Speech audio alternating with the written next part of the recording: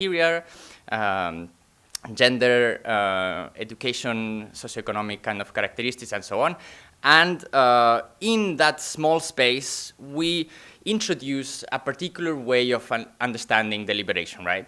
I am not sure Habermas would have endorsed this type of conception, and I have not read anything that suggested that, because indeed his broader point was precisely about the public sphere, right? And how the political institutions relate to the public sphere and how the discourse that emerges in the public sphere should be connected to the ways in which institutions operate. That's why I think one of the key elements to assess to what extent citizen participation and this type of democratic innovations has democratic legitimacy and can propose a democratic horizon is precisely this connection between the small space in which the democratic innovation is taking place and the broader public sphere, something that is mostly missing in most of the democratic innovations that are being proposed. Of course, there's always the example of Ireland in 2015, 2016, where there were the cases of abortion and gay rights,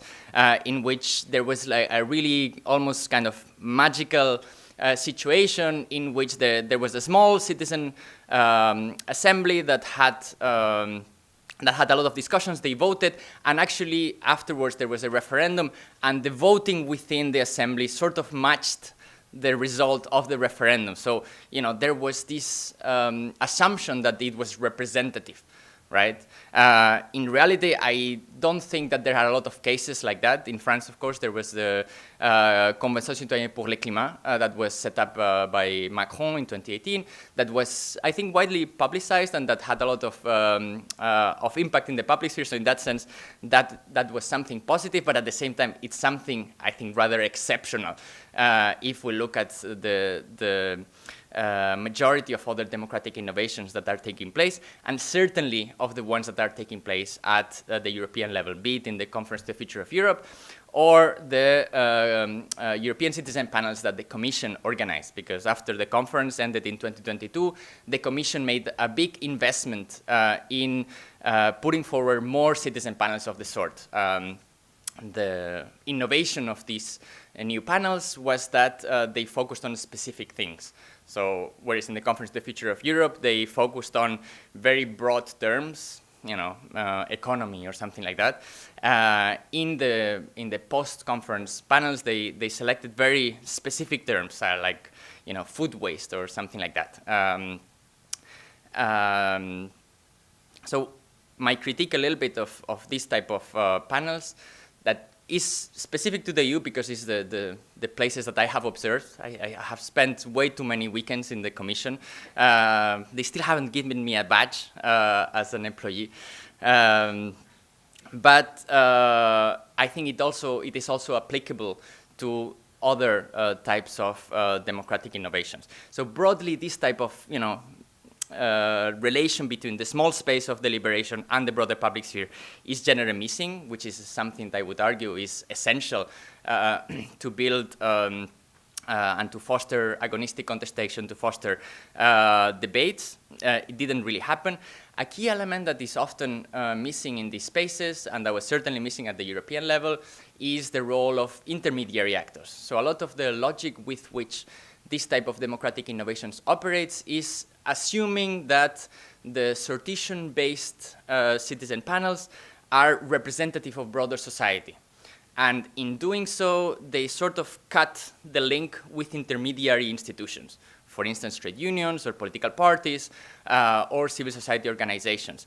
And in some ways, it is actively almost contentious to this type of actors.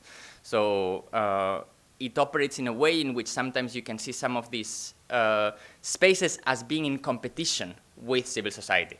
And for example, I think the Commission is very hostile to a lot of these civil society actors because they think that they can sort of pollute some of the deliberations because they are not representing citizens, whereas these kind of spaces do represent citizens. So I think that is also particular characteristic of this type of spaces that I use the term disintermediation, right? So you break with the chain of representation in which a lot of these type of actors, such as trade unions, that are meant to represent vis-a-vis the institutions, are sort of taken away, and okay, you know, let's just build a more direct relation between the institutions and the citizens via this type of places. And that's why, and this is the term that I used in the book that I wrote on the Conference the Future of Europe and the post-conference panels, which is the democracy without politics, right? It's a conception of democracy that in some ways I think lacks politics, because it makes democracy almost an administrative question of, okay, you know, you just need to make the right spaces, create the right artificial spaces, in this case these citizen panels, and they will be sort of representative of broader society. I mean, I have a lot of good anecdotes, but maybe one that is very representative of this type of logic is that, of course, you know, we made a lot of these critiques. I mean, people in the institutions that are organizing these kind of things, they know what the critiques are, right? The main critique is that no one really cares about this. Like, you know, why are you doing this citizen panel, you know, but, you know, no one reads about it, no one knows that this is happening. And the main kind of thing that they came up with is like, okay, you know, what can we really do, you know, to make sure that people know that that we really care about citizens, right?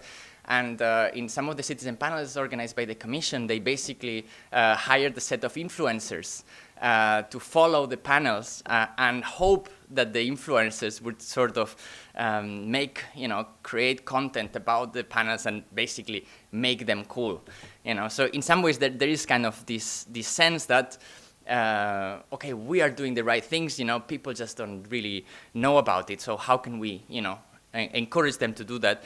And they thought, and this is in some ways the logical conclusion of this chain of thought, right? We're doing the right things, we're just creating these spaces where deliberation is at a very high level, and we just need more people to kind of learn about it. Of course, it's a very problematic logic, because ultimately what happened, both in the case of the conference, but also in the case of the Commission panels, they ended up reproducing the logics of the institutions. So what happens with this type of spaces is that they are very easy to be co-opted by the organizers. So the ways in which these panels are framed, to a large extent, determines the ways in which they deliberate and the type of recommendations that they come up with. So, you know, to put a few examples, I mean, I can offer a lot, but the first post-conference panel was on food waste. And at the time, the Commission was putting together this strategy, which was called From Farm to Fork, right? It was kind of an attempt to build a logic of how food was sort of operationalized throughout the whole chain. In the end, what happened, and the Commission was already pushing in that direction, is that it was a very consumer-oriented, individualistic logic, in which basically, you know, to put a very close example, they invited, as civil society, someone that recommended, you know, people to join food banks, you know, to, you know, encourage people to not throw food, and so on and so forth. So ultimately, if you organize some of these panels, what happens is that you can control to some extent the outcome of these panels. And this comes to the next element, which is that these panels are often and have created a new market. You know, because we may think, oh, you know, this is good because, you know, like these institutions are listening directly to people and so on.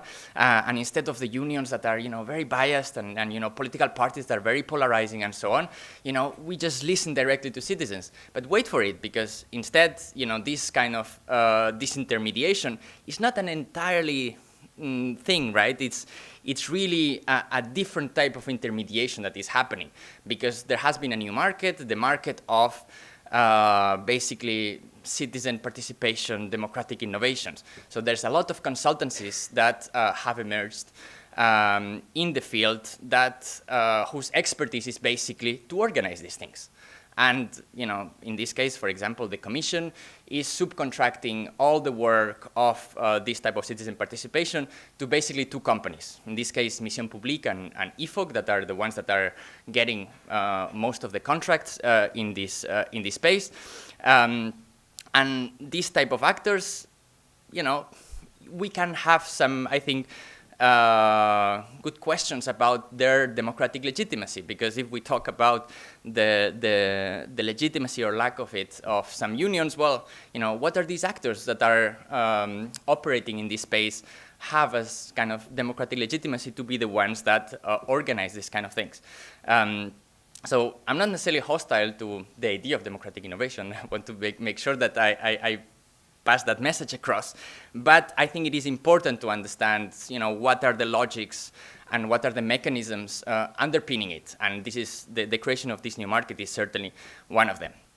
And now I come to the key element that I kind of want to talk about today, which is AI.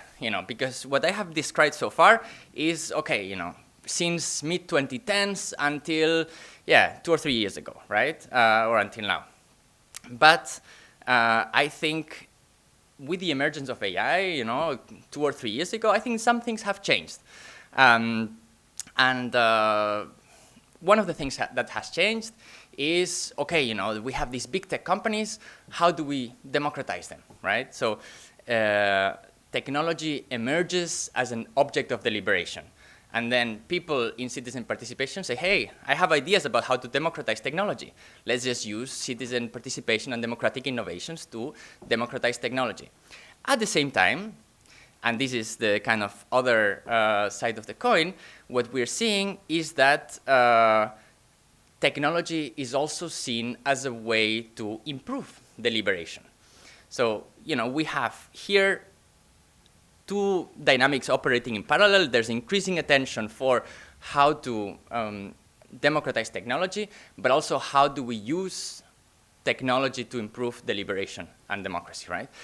And what is interesting is that, here, basically, this is people in STS or in science and technology studies see participation as a solution, and people in citizen participation see technology as the solution to some of the problems. And here is where the dynamics that I have kind of explained above, before about some of the issues that have within citizen participation, I think are only worsened by the emergence of AI. And so far, most of the literature is like, okay, it is not a bulletproof solution, but basically AI can help to take away some of the work that basically some of the moderators do to make summaries and so on and so forth. In reality, what I think is happening is that it only makes it worse. And I'll put a few examples about that. The first one is the Habermas machine. Because the theme is Habermas, so let's just talk a little bit about Habermas. So Google DeepMind, the AI kind of part of Google, some engineers thought, okay, the problem with deliberation is that people have difficulties in arriving to consensus. How can we kind of sort that out? So what they came up with is with a technology called the Habermas machine, which I think they probably should have asked Habermas whether he was okay giving his name for that. They came up with a machine that basically aggregates a set of inputs and constructs a consensus. So within this type of AI, you have a group of people that are given a set of questions that are responded individually, and ultimately, and it doesn't matter how many people are there, and ultimately the machine articulates a consensus that people can live with, or that the machine thinks that people can live with. According to the engineers, and to be fair, quite a few people in the literature, this is helpful because basically it facilitates arriving at consensus. The problem is that the logic of deliberation is also that deliberation is a point in itself. It's not just, you know, a process towards getting to a consensus. There's a point in deliberating itself, right? There's a point in constructing a political community in which people discuss about things. Even if we don't agree, you know, it's good that we're all here in this seminar, right? The Habermas machine removes that and goes directly to the kind of logic of efficiency in which basically you don't even need to deliberate to arrive to a consensus. You just input individually in different ways so that the machine itself constructs the consensus. So this is the Habermas machine. I'm happy to respond to a few more questions about it. But to me, the Habermas machine is an illustration of some of the trends that are happening at the moment and that are, quite frankly, going very wrong, including, for instance, some colleagues in the Stanford Deliberative Democracy Lab, which is based in California, of course, and that are working very closely with Meta and with other big tech companies to articulate tech platforms that are in some ways help to deliberate. In practice, I think working with these companies, and I will talk a little bit more afterwards, can be very problematic. But second, thinking that we can use AI in a way that facilitates and fosters democratic dynamics is highly problematic. And I have seen some of these dynamics directly. So, for instance, here we have the DALE images, which is the AI that creates images from OpenAI. And in the context of one of the commission panels that took place in 2023, I think, there was a panel on learning mobility. So Erasmus and these kind of things, right? And the organizers, some of these consultancies that I spoke about before, the organizers thought it was a good idea. Okay, you know, I mean, of course, a lot of these, you know, citizen panels tend to be very white and tend to reproduce dominant socioeconomic characteristics for the simple reason that people that agree to participate in a lot of this process have to give up a lot of their time, and it is also not super easy to, you know, necessarily join some of these processes. So ultimately, it intends that a lot of people with highly educated backgrounds, more white and so on, tend to appear. So the organizer thought, okay, you know, what can we do to, you know, make it more diverse? What we will do is they will create in the working groups, they will use AI to basically create images that resemble the profiles that they want to address. So, you know, say that they wanted to say, okay, you know, how can we, you know, care about, let's say, Ukrainian refugees or people that would not be on the panel, but that wanted to be represented, right? To me, the way I kind of read it, this type of logic was a highly problematic one, precisely because on one hand, they are eliminating or they are actively sidelining, you know, trade unions or, you know, migrant activist organizations and so on. And on the other, they are asking the participants to imagine through AI this type of profiles, right? So in some ways, they are replacing, you know, people with images created by AI. Another example was also in another panel that the Commission organized. This panel was on virtual worlds. This is not exactly AI, but it has a connection to it. So in the panel on virtual worlds that was organized by the Commission, they said, okay, you know, how can we foster or how can we encourage people to kind of have a direct experience and have kind of a very close kind of connection to what they are talking about? So what they came up with is they created a sort of commission version of the metaverse, which is what you see here on the image on the right part. So basically, these panels are three 3-day sessions, so 3 weekends basically, from Friday to Sunday. And the first session was taking place in Brussels, the second was online, and the third one was in Brussels. For the second weekend that was taking place in their homes, they said, okay, we will have this session, through this kind of metaverse. So they gave people, these meta goggles, where you would just put them and, you would just see, a room, even if you were at your place. People were like creating their own avatars and things like that. Ultimately, it kind of looked like a Sims version of it, or Sims, yeah, it's like a kind of like a game, right? And for what I saw, they didn't give me the goggles. That's the thing that I'm mostly upset, that I don't have the meta goggles. But I could still observe kind of, the dynamics and how it affected. And ultimately, it was mostly a waste of time, right? Because, first you have a lot of people that, don't know how these things work. There's also questions of, knowledge about technology and so on. But ultimately, the problem is that all the focus of a lot of these discussions is put on the technical point. How do we, make people, look through the goggles in a way that it's realistic and so on. And ultimately, what this happens is that it displaces entirely the kind of actual dilemmas, the things that, you're meant to be discussing there. So in the end, the virtual worlds panel ended, as we might expect, with very pro-business, pro-big tech actors. We have to, include more discussions with stakeholders and, big tech actors and, between the industry and civil society and institutions.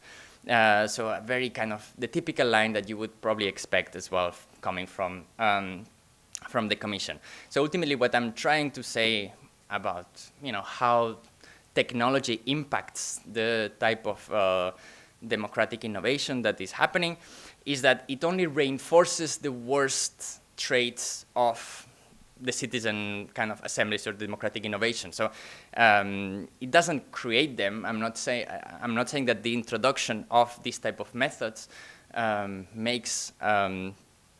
creates new dynamics, but it reinforces the things that I think are most problematic from this, which are, on one hand, the disintermediation, so this kind of logic of breaking the intermediary actors from trade unions to political parties and so on.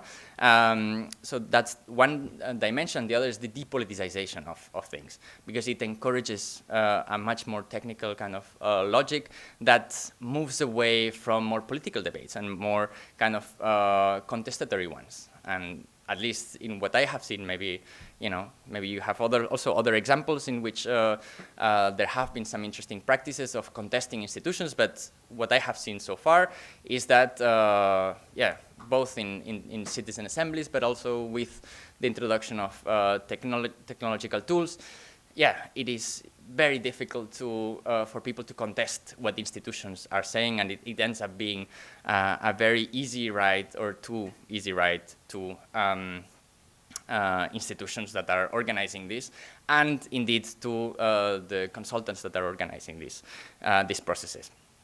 Now, trying to provide a little bit of a bigger picture here is, okay, AI, citizen participation. Okay, this is interesting, but what does the normalization of AI mean more broadly, and how should we relate to AI currently, and particularly in the relation between AI and democracy? Most of the focus, both including here, including on the citizen participation and so on, is really about AI in relation to knowledge production, or to, how does it impact discussions? But what often is sidelined from a lot of these discussions about AI and how can we use the AI for good and so on is its materiality. It's the material component that AI entails. And of course, the kind of political economy upon which this is based. So AI cannot, AI is based on stealing a lot of data, and training a lot of these models on that data is based on surveillance, is based on labor exploitation, because in order to train AI, you need a lot of people working on the data annotation and the content moderation, work that is mostly happening in the global south, primarily in Kenya, and Venezuela, Philippines, and so on. And it has a very heavy environmental impact. And so far, most of the things that we hear about is really about, how we have to construct more AI data centers, because otherwise, we're going to lose to the Chinese and the Americans. And indeed, the current European Commission is really going towards this kind of logic with the digital omnibus that has been put forward last year. So I think this dimension of looking at AI not just from an epistemic point of view, but also from a material one. So what is the material impact that this has? What is the business model upon which it is based? In some ways, a lot of this AI, the more we use it, the more data that these companies are gathering and so on. So that's why I am kind of, and maybe to finish a little bit on a more provocative kind of side, okay, this is the bad things. Okay, what's the horizon? Where can we kind of go towards? And here I want to kind of reclaim a little bit the history of the Luddites. The Luddites were a group of actors in early 19th century in the UK, where we saw a movement of industrialization and a lot of machines being introduced. And the Luddites were actors that were destroying the machines. The move to destroy the machines was not an anti-technological kind of move. The move to destroy the machines, on the contrary, I think, was based on, okay, what is the impact that these machines are having on society and on us particularly? Because if we think at the time, the people that were part of the Luddites, they were skilled weavers, so people that had built skill in knowing how to make textiles and so on. And with the introductions of the machines, the owners of the companies, they used this as leverage to downgrade their material conditions. They say, hey, now that we have the machines, your skills are worth less. So we're going to pay you less, or we're just going to bring other people that don't have your expertise in order to make your situation more precarious. And the reaction from a lot of these actors was to indeed destroy the machines. I think this is a kind of interesting history to take into account now, because in some ways we have to think, I think, about not just whether technology is progress, but also to what society this progress is taking us towards, and do we really want this progress? What are the costs of this so-called kind of progress? Luckily, there have been some interesting moves. So, for instance, the content moderators in Kenya unionized for the first time, and they created a content moderators union that they are trying to make it. They are trying to make it transnational, which is, I think, a really interesting move. And I also, in relation to Deliberation, I also thought it was really interesting the move of the Palestine encampments, because it's also very kind of illustrative of some of the dynamics. And it was a pity, I think, that a lot of the actors working on Deliberation actually didn't look at it at all. So that picture on the right is a picture made by a friend of mine in Florence, where they had one of these Palestine encampments, and it was not just particular to Florence. Here we also had in Brussels, across the US and across Europe. And I think this type of deliberation that is combined with a more activist kind of logic, and also integrating a lot of the civil society actors, human rights organizations, and so on, has more potential for building a more kind of resilient democracy. And this is, of course, at a time in which a lot of these big tech companies that are driving AI are a central pillar of anti-democratic kind of directions, right? And here, of course, I'm thinking of what is happening in the US with Trump, the tech oligarchs that are at the head of these companies. and there are links, and there are increasing links to the far right also within Europe. So, and here maybe I will end with this quote by Oleart, black feminists that argue that the master's tools will never dismantle the master's house. And I think in some ways, if we want to think about the relation between technology, AI, democracy, deliberation, and so on, we have to not just look at these tools from an epistemic perspective, but also from a material one, and look also for other horizons that might offer more democratizing potential. And maybe I'll leave it here. Thanks a lot.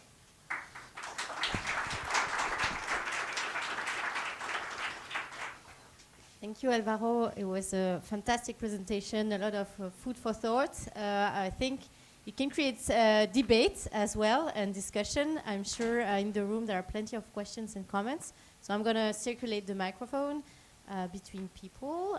So who wants to start with comments, question? Who's ready? I guess we all need to digest both the lunch and the presentation because there's a lot of food for thought. Yes, Ike.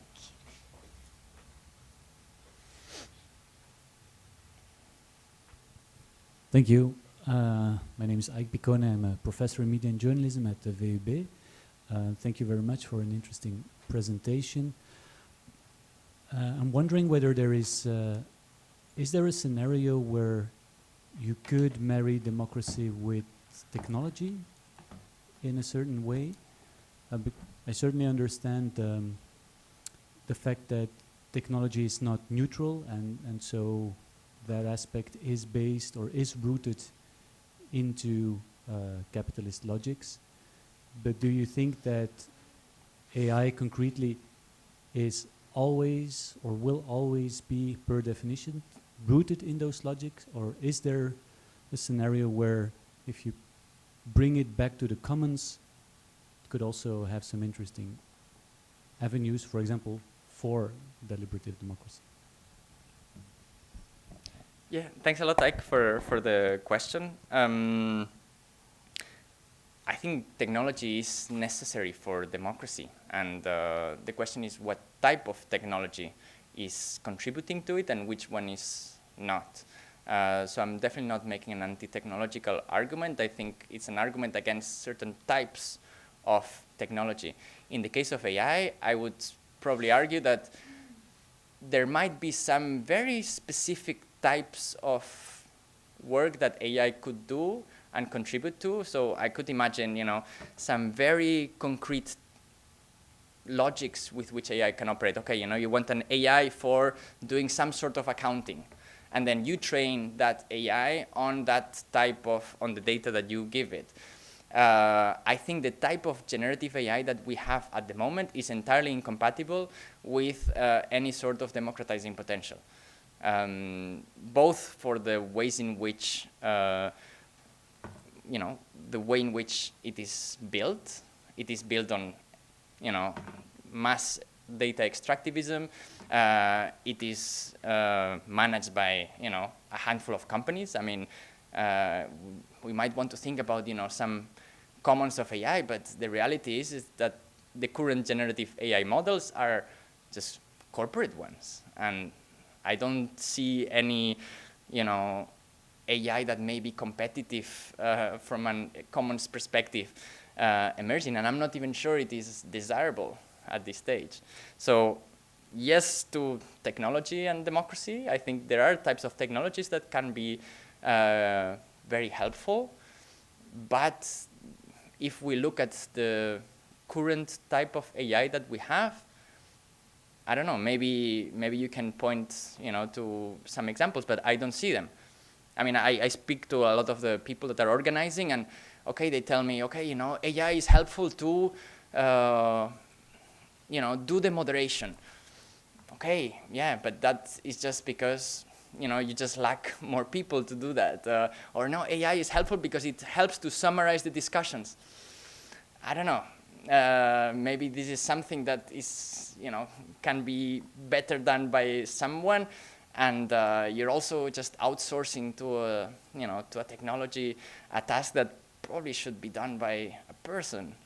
So I don't know, but maybe there are other uses. I'm open to it, but yeah, I haven't found translation. Okay, translation is something that I can kind of agree with, okay, but it's a very narrow task, and for very narrow tasks, I could say, okay, maybe, but as an overarching perspective.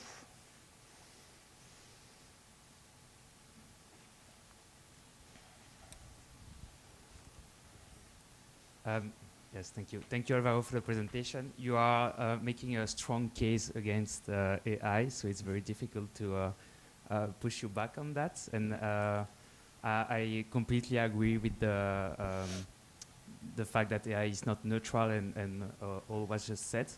But especially on your last point about giving AI very narrow tasks, especially in digital environments where we could think about new ways of implementing deliberation.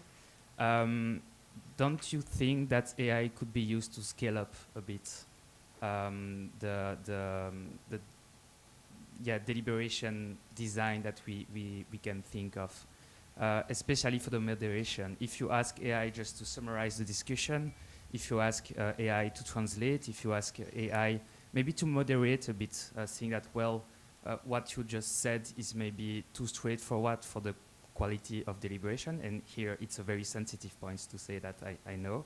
But yeah, if we give AI this tiny task, isn't it the perfect opportunity to replicate all the, I mean, democratic innovations on bigger scales?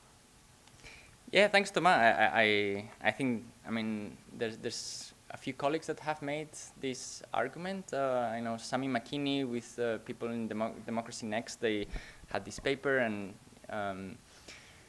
the question to me is, what are you scaling? What do you want to scale? And why do you want to scale it? And I have a problem with the logic of most of the democratic innovations that are put forward, and I am not sure I want to scale that. So in some ways, may it be helpful to scale up some things? Probably. Will the scaling be contributing to democracy? I'm not so sure. You know, so I'm certain that you can be more efficient and you can narrow to some of these tasks and so on. But I think that the hope in AI is not only misplaced, is actively counterproductive, I think. Because, okay, yeah, it can help to moderate, but, how does it do it? And what are the, epistemological and ideological kind of directions in which it is doing it? And shouldn't that sort of thing also be done by people? I don't know. I mean, with this overall kind of framing of, just wanting to expand it as much as possible, scale it as much as possible, I think that's in some ways part of the problem, that maybe we have to think, okay, what are the actors that can contribute to have a better democracy? Where should we be focusing on? And I am really not sure that democratic innovations are, that's why the case of Palestine I think is interesting, and that it is a pity that a lot of the community working on deliberative democracy did not pay attention to it, because it is a moment in, you're talking about scaling, okay, suddenly you have Palestine encampments in universities across, the EU and the US, and no one is paying attention to it. I mean, talk about scaling, and it's scaling in different ways and not obviously in homogeneous ways, because it takes one form in Brussels and it takes a different form in Paris and another one in Rome, and that's great. And I think the logic of AI is also driven towards this kind of scaling at the cost of homogeneity, and that is something that I'm not comfortable with. I can jump because I have the microphone, so I've got power. I've got two questions or remarks, and one relates to power and the precise task that you explain with the Habermas machine, the one that kind of arrive at the consensus based on the expression of people's opinion within the assembly, right?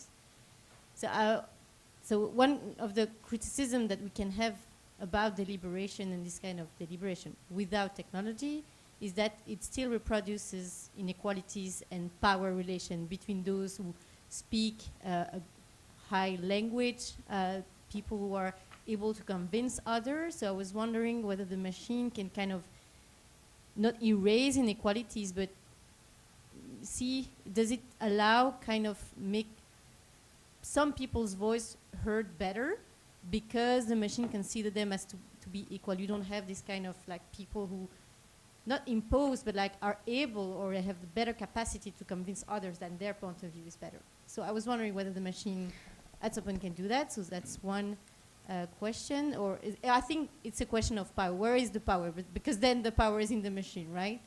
And the second one, which is very trivial. So we are in Belgium. We have coalition government. They have party programs that are, for some of it, it's about like 1,000 pages of policy proposal, and they take a lot of time to negotiate. So at one point we could ask if maybe using AI could be a solution to kind of arrive at compromises or consensus between the parties. This is very trivial, but it also makes me think about all the use and like dangerous or positive use of AI for like traditional politics or representative democracy. Yeah, thanks, Carol. Those are great questions. I mean, first, the Habermas machine is not public, so it cannot be used. It's a prototype for now.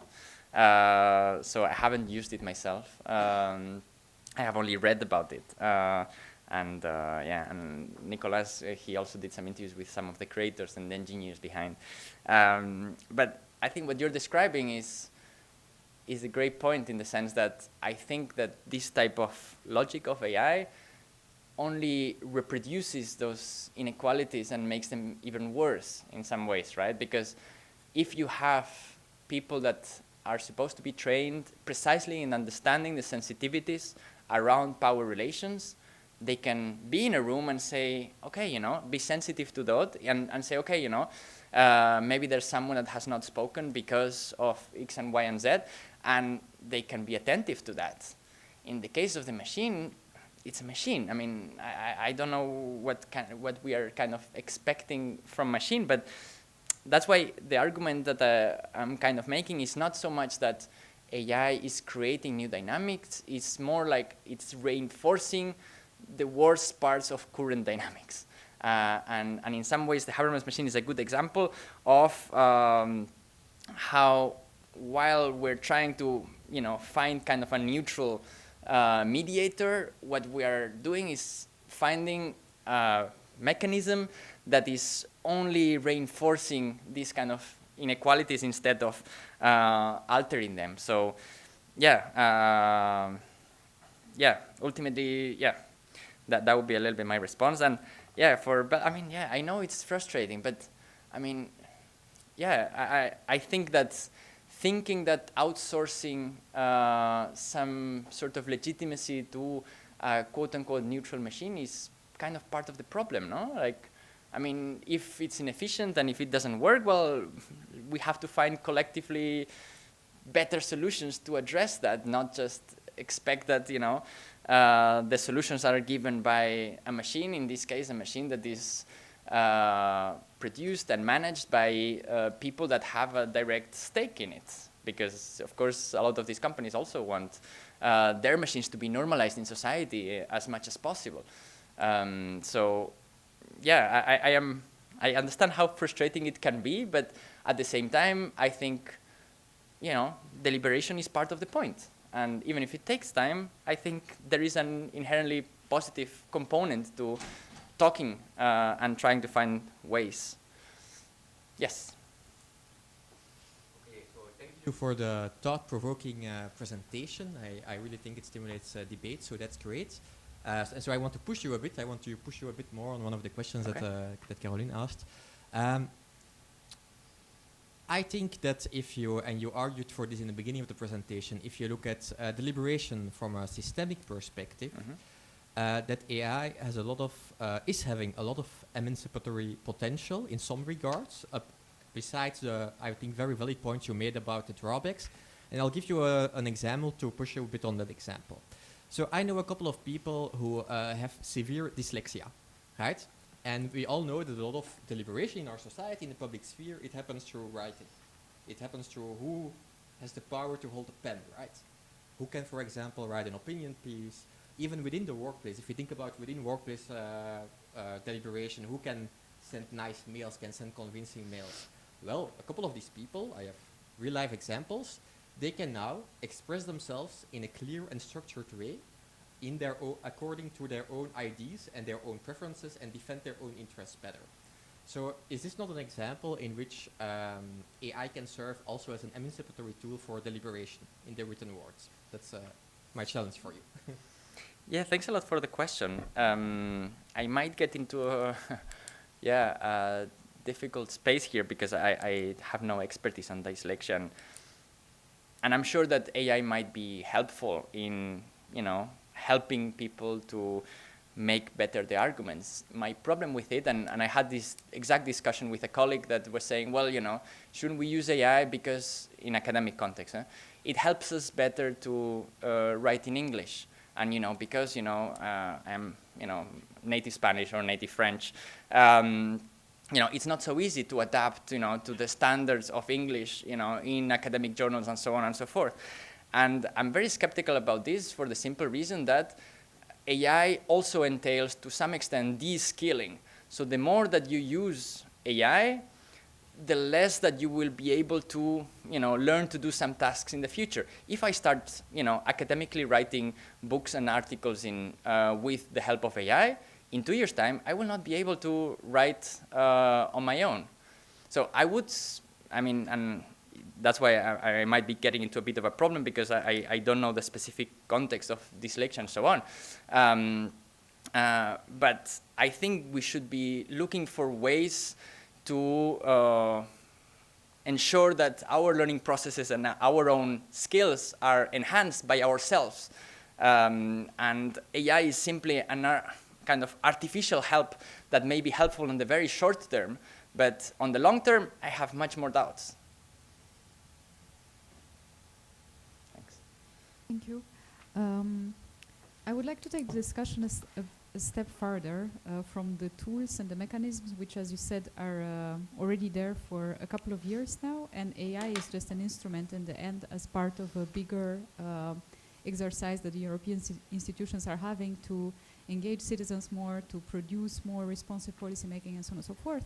But I would be curious to hear from you about the impact that you see of all these tools and mechanisms. We have Citizens Assembly, we have now the Citizens Engagement Platform that also uses AI already to summarize the comments, to facilitate a bit the interaction between different users. However, based on the discussions that you had, based on the experiences that you had, how do you see the impact of all these mechanisms that are being introduced, and whether this impact would be somewhat enhanced by the inclusion of AI, and there is indeed a strong advocacy for the AI to facilitate online deliberation, particularly for the Commission? Yeah, thanks a lot, Katarina.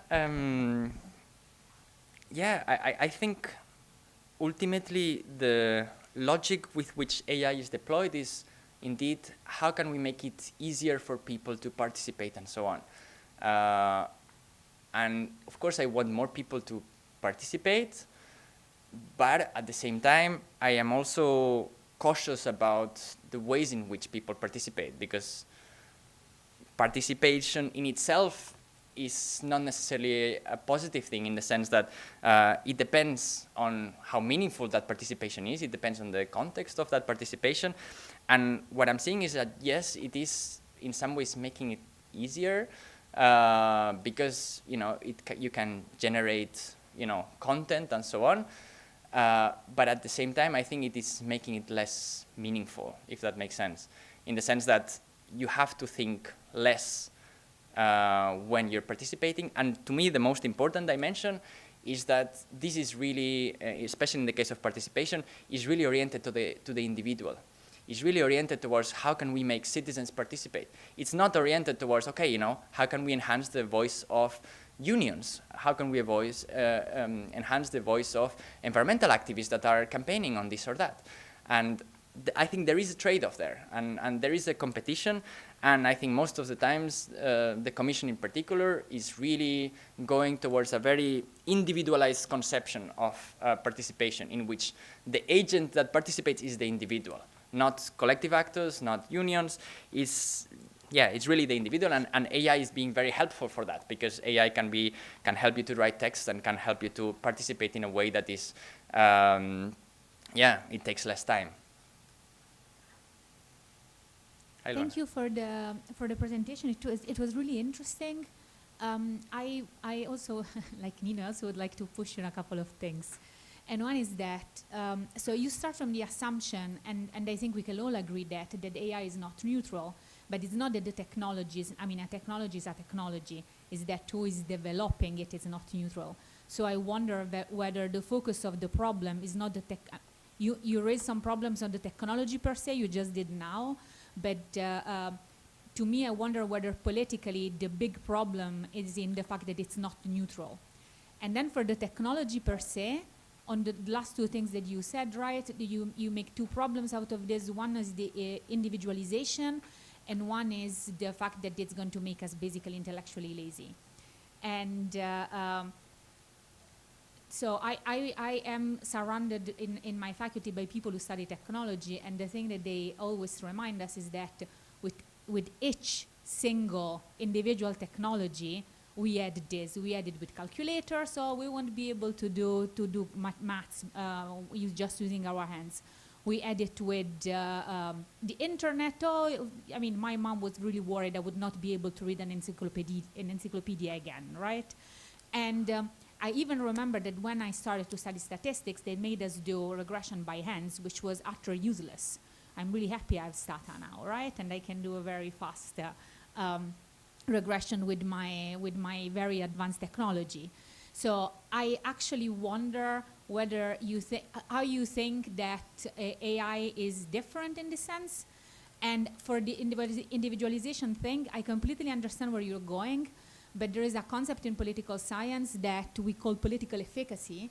And although I understand that collective action is proven to be more, let's say, qualitatively better at under several lights in several ways, it's also true that political efficacy, it's an individual characteristic that you have.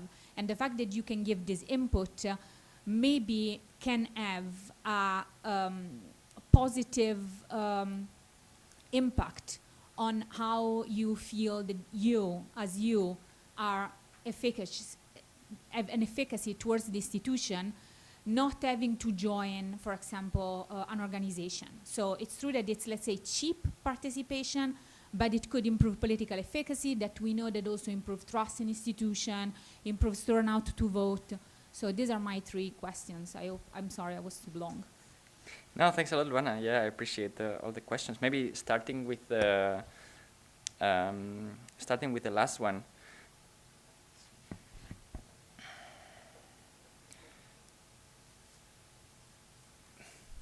First, I'm not sure trust in institutions is a good thing, because somehow it is a relation between, okay, you participate in this, you respond to this public consultation, even if it's using AI, and therefore, you trust more institutions. I guess there's a connection there.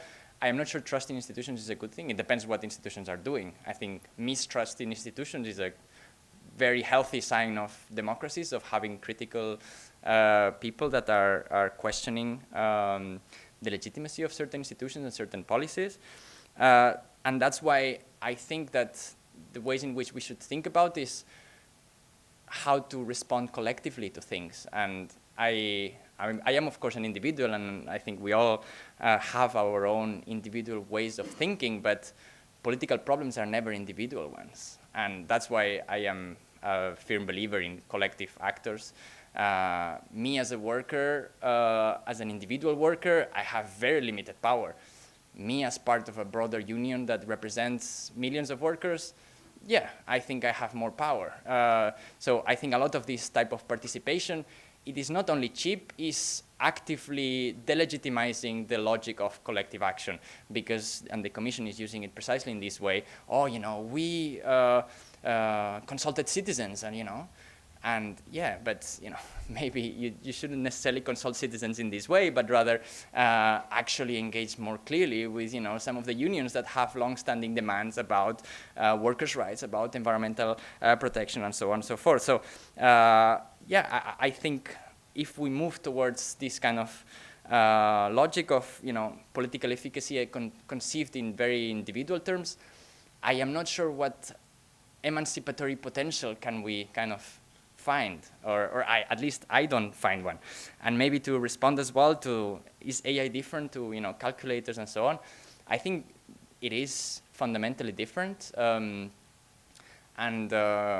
think there's something about the epistemological of it, but there's also something very material about it. I mean, AI requires so much more energy than anything that we have, you know, had before. I mean, it's destroying. It's so energy hungry.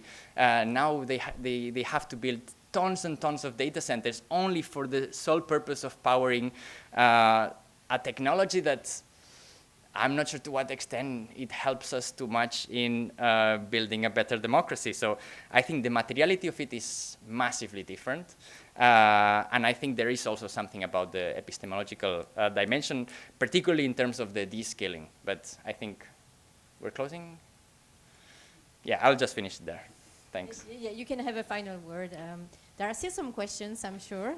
There are some questions for the coffee break, so please don't go away, don't run away. We've got another guest today, so we're going to do a short break, having a coffee, finalizing some questions and debates with Alvaro, and then we'll have Philippe Braquenier here, who's going to move towards a more artistic way of thinking about democracy, or a more democratic way of looking at art. I don't know, we're going to see. But please stay and enjoy a nice coffee break with our guests. Thank you, Alvaro. Thanks a lot. Thank you all.